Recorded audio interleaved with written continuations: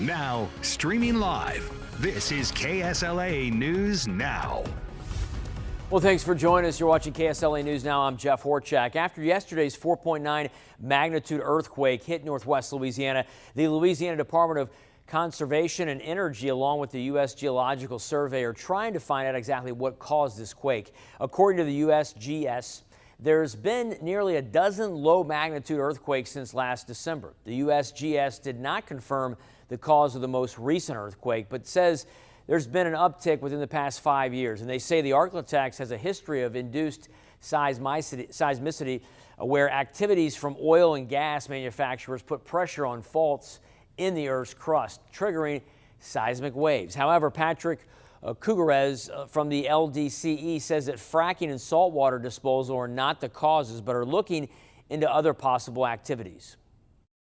Thus far, we have not seen any major pressure departures or anything that indicates that something's changing where these wells are. But we still recognize there is that, that strong link that has been established. Now, the LDCE says there's a lot of questions that have not been answered, but they're not giving up. They plan to add local equipment in Red River Parish to continue examining possible causes of the earthquakes.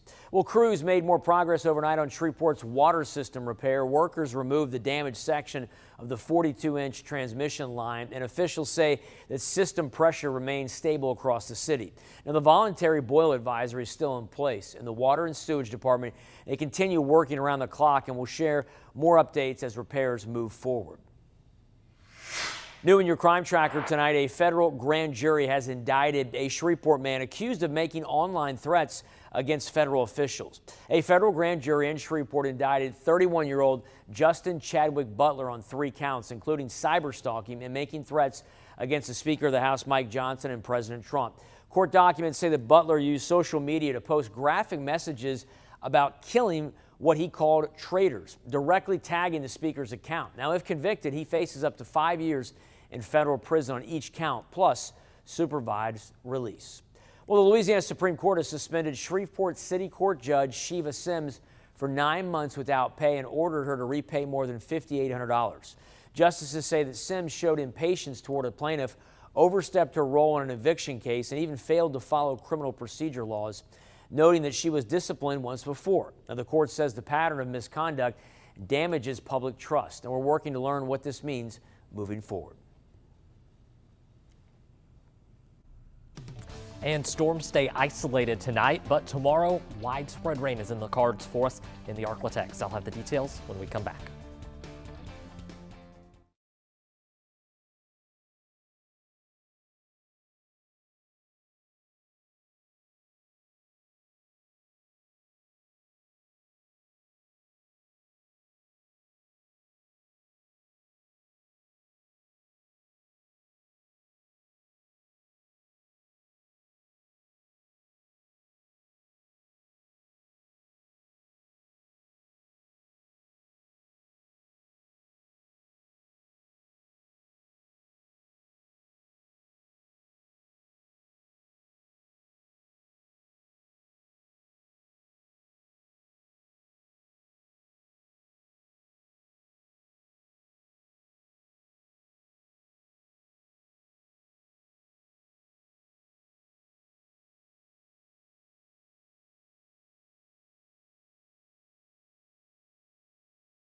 Now, KSLA First Alert Weather.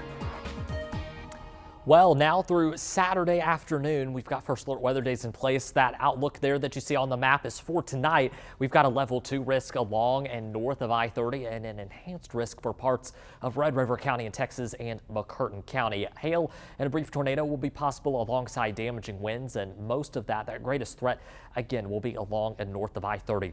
Let's start off with a look here. First alert radar. What's going on in the Arklatex at this point? Just some light rain in McCurtain County right now, and then out further to our south as you look toward the kind of Alexandria area and just south of Natchitoches Parish, you'll notice a couple spotty showers and storms. Those have kind of been hovering in that area for quite some time. We'll go up to the north a little bit more, just to the west of the Arklatex. Here's where we're seeing additional storm development right now. Get that from the Dallas radar. These little storms are what we're going to have to watch as we go into the night tonight, especially around midnight and beyond. I think that's going to be our best threat for some of those stronger storms. Again, there's a look at that severe weather outlook, even though the chance here out closer to Shreveport, Bossier, Jefferson, Marshall down to Carthage and Henderson remain on the lower side. It's not zero. So we'll be watching things closely across that entire risk area. Again, as we go through the rest of the night, the tornado threat elevated, hail threat elevated, and wind threat also on the elevated side north of I-30. So here's a look at the latest future track. Again, kind of going to stay quiet as we get closer to midnight. Beyond that, that's where we could see some of those stronger storms. Now, modeled guidance has not been handling this the best. Hopefully we walk away without a drop of rain at all or severe weather overnight tonight. Tomorrow, though, there is very high confidence in widespread rain and, of course, the potential for a few strong storms with this line as well. You'll notice McCurtain County out toward the Red River. It's knocking on your door first thing tomorrow morning. We've got those storms continuing to push to the south closer to mid-morning. Saturday closer to lunchtime there between I-30 and I-20, and then around noon to 1 is when I'm expecting these storms to roll through the Shreveport-Bossier metro. Here's a look at that severe risk tomorrow, slightly higher for more of the Arklatex, that level 2 slight risk. Whenever it comes to our severe threats, the tornado threat is going to be the lowest, not zero, but the lowest threat overall tomorrow. Hail, though, we could see some hail up to a little larger than quarter size, and also winds up to 60, 65 miles per hour. I know we've walked through part of that timeline, so we'll start the clock back at noon. We've got that line there near I-20. From there, it kind of breaks up, but additional scattered storm activity possible until about 11 o'clock tomorrow night. All right, we'll go ahead and take a look here at the flooding risk tonight. Stays low north of I-30, expands to include much of the Arklatex tomorrow. That slight risk, a level 2 out of 4 on your flood risk scale. Let's go ahead and get a look at your first alert 7-day forecast. Again, tonight and tomorrow are both first alert weather days. From there, rain chances a little bit lower. The last chance for storms will be on Wednesday in that 7-day forecast, and so far much of the Arklatex already this far out highlighted in that level 2 slight risk. Yeah, we need the rain, don't we? We really do. We do. If we can only dodge these severe storms, fingers crossed on that. Again, like you said, we need the rain. So if we can get all the good and leave out the bad, that would be perfect. Yeah, it'd be nice if we get a nice slow rain. I know that's a lot to ask, but it'd be nice. I'll see what I can cook up. All right, thanks, Jake. Thank you for watching. We'll be back on for our next newscast at 10 o'clock. Until then, you can stay connected with us right here on our KSLA News 12 app. Have a good night. Thanks for watching. We'll see you at 10.